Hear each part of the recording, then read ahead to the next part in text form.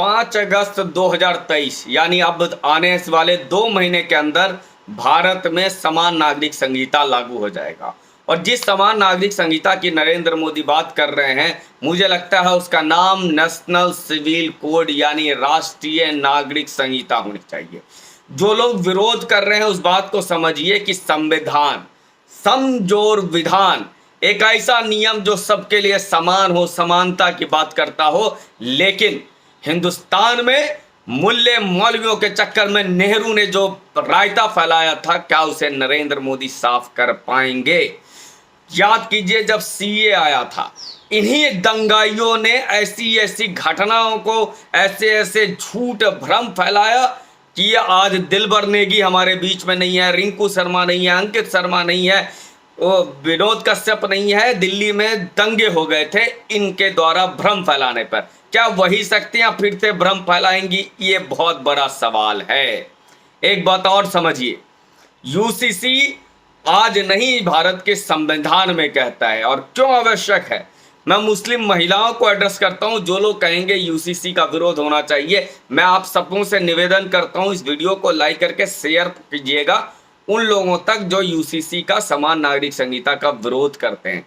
आप एक बात समझिए कि अगर मुस्लिम महिला, उसके पति का देहांत हो जाता है तो आपको पता है वो अपने ससुराल में मत छठा हिस्सा ले सकती हैं। ईसाई कोई लड़का अगर किसी हिंदू, जैन, सिख, बौद्ध से शादी कर ले, इवन मुस्लिम से शादी कर ले, तो उस ईसाई बच्चे को ईसाई के संपत्ति, पैतृक संपत्ति का अधिकार नहीं मिलेगा।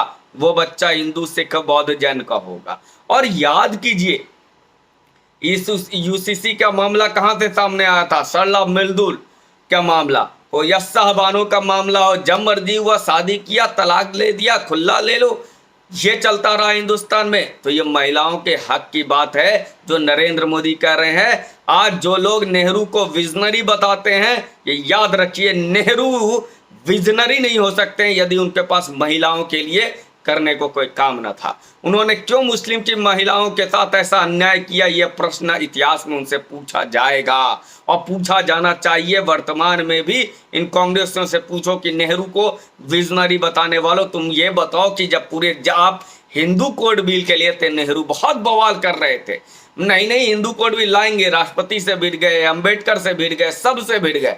क्यों भाई? इस देश में समानता की क्यों नहीं बात की? क्यों विशिष्ट बना करके रखा? इसलिए क्योंकि ये ताकत थी इस कॉमरेड नेहरू की कि भारत को कमजोर कैसे किया जाए। ये कॉमरेड नेहरू इस बात को हमेशा से बढ़ावा देते रहे जो भारत के विरोध में रहे, जो भारत के खिलाफ रहे। इसीलिए पीओके बनाया, इसीलिए एक्साई चीन को दिया, और 48 का युद्ध पाकिस्तान से हार गए और 62 का युद्ध चीन से हार गए। ये जो यूसीसी का रायता है ना, ये नेहरू ने फैलाया था, क्योंकि उस समय पूरा देश, राष्ट्रपति, अंबेडकर जी सब चाहते थे कि यूसीसी आना चाहिए। संविधान का अनुच्छेद 44 कहता है कि यूसीसी आना चाहिए, लेकिन सिर्फ मुल्ला मौलवियों के चक्कर में नेहरू ऐसा गंद फैला करके गए हैं। नरेंद्र मोदी सरकार का इतिहास को देखिए, चाहे राम मंदिर का फैसला 5 अगस्त को आता है, चाहे वो उसके बाद 370 हटाया गया 5 अगस्त को, 5 अगस्त 2023 को समान नागरिक संहिता, जिसको मैं कहता हूं नेशनल सिविल कोड, वो आके रहेगा। जिसे रोकना है रोक लो, लेकिन हमारी ये जिम्मेवारी बनती है कि एक एक विषय पे ला के रखें, क्योंकि ये दंगा करवाएंगे ओवैसी जैसे लोग, केजरीवाल के जैसे लोग, ममता बनर्जी जैसे लोग, कांग्रेस के बैठे हुए कुछ लोग। इसलिए मैं सीधी आपसे निवेदन करता हूं, इस वीडियो उन तक पहुंचाइए कि महिलाओं के हक के लिए ये लड़ाई आखिर क्यों नहीं लड़ी जाए। या और इस देश में जिस तरह से प्रोपेगेंडा चल रहा है धर्मांतरण का, उसको रोकने के लिए भी समान नागरिक संहिता बहुत आवश्यक है। उम्मीद करता हूं ये विश्लेषण पसंद आया होगा। अगर पसंद आया तो कृपया से लाइक कीजिए, शेयर कीजिए, कमेंट करके बताइए कि मैं इसमें और क्या ऐड ऑन कर सकता था। धन्यवाद।